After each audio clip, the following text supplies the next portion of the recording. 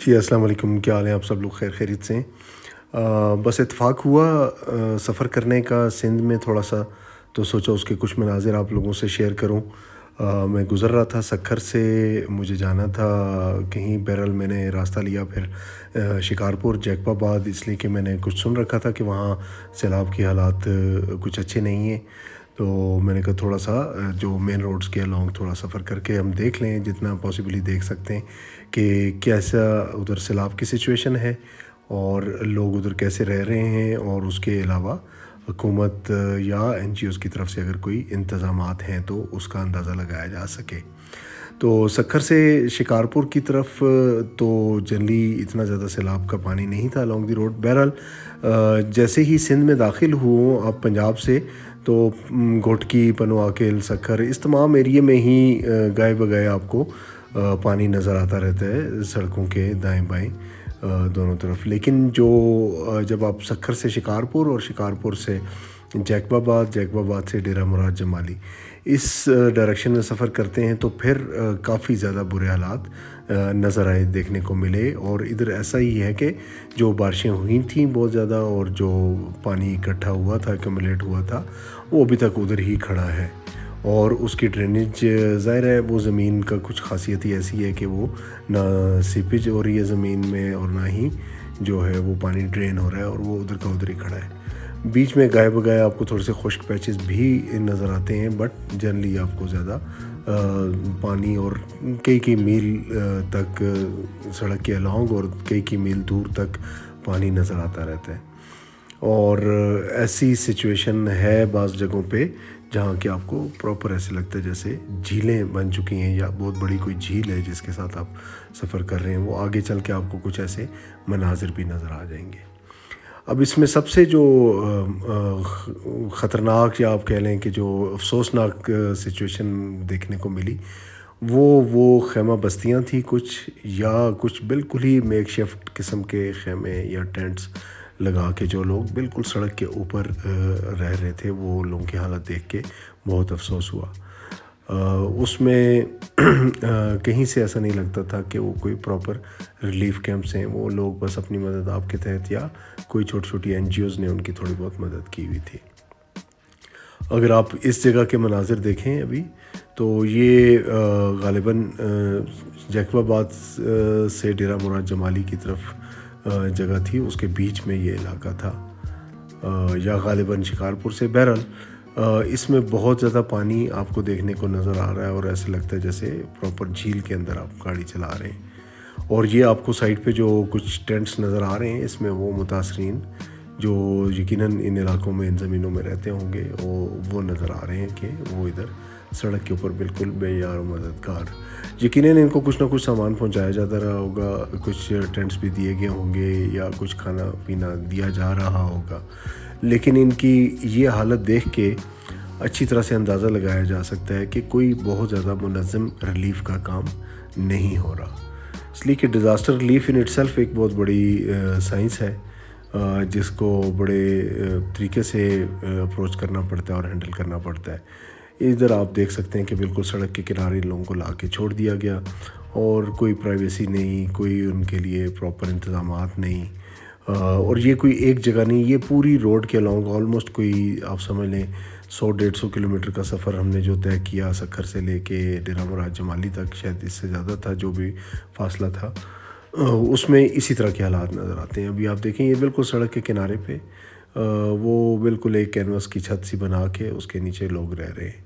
और कई जगहों पे वो ऐसा भी नहीं है, सिर्फ कोई अपनी चारपाइयाँ ही उन्होंने ऊपर की हुई हैं और उनके नीचे बैठे हुए हैं, और कुछ साजो सामान अपना उन्होंने साथ रखा हुआ है। कहीं कहीं हमने देखा कि उनको पानी भी पीने के लिए दिया जा रहा था, और कहीं कोई राशन वगैरह भी तकसीम हो रहा था, लेकिन कोई बहुत मुनज़्ज़म काम कहीं नज़र नहीं आया। मेरे ख़्याल में इसका हल तो इसी तरह होना चाहिए था कि इन तमाम लोगों को इस डिज़ास्टर हिट एरिया से निकाल लिया जाता, इनके लिए बहुत अच्छे तरीके से, इसलिए कि करोड़ों अरबों रुपए जमा हो रहे हैं जो रिलीफ़ के नाम पे। उससे यकीनन ऐसे कैंप्स इस्टेब्लिश किए जा सकते हैं कि जहाँ लोगों को अच्छे रीज़नेबली रिस्पेक्टेबल हालात में रखा जा सके। وہ کیمپس یقیناً آپ کو ڈیزاسٹر ہٹ ایریے سے باہر جا کے لگانے پڑتے ہیں. ادھر جائیں، لوگوں کو ادھر ٹرانسپورٹ کریں، لے کے جائیں، ادھر ان کے لیے انتظام کریں، کوئی ہر ہاؤس ہولڈ کی کوئی تھوڑی بہت پرائیویسی ہو، کچھ ہو. یہ جو آپ نے پیچھے بھی تھوڑا سا ایک کیمپ دیکھا جس میں گرین وہ باؤنڈری وال ٹائپ دی ہوئی تھی، یہ الخدمت کا تھا. الخدمت کے کافی جگہوں پہ ٹینٹ نظر آئے، لیکن بات وہی ہے کہ وہ کوئی بہت منظم ادارہ نہیں ہے یا بڑا ادارہ نہیں ہے کہ وہ اپنے طور پہ کوئی بہت بڑا ریلیف کا کام کر سکے. تو اس کی وجہ سے پھر وہی بڑے غیر منظم سے یہ ٹینٹس نظر آتے ہیں کہ بالکل ساتھ ساتھ لگے ہوئے، کوئی فیملی خاندان، کوئی پرائیویسی، کوئی واش رومز، کوئی اس طرح کی چیز وہ نظر نہیں آتی.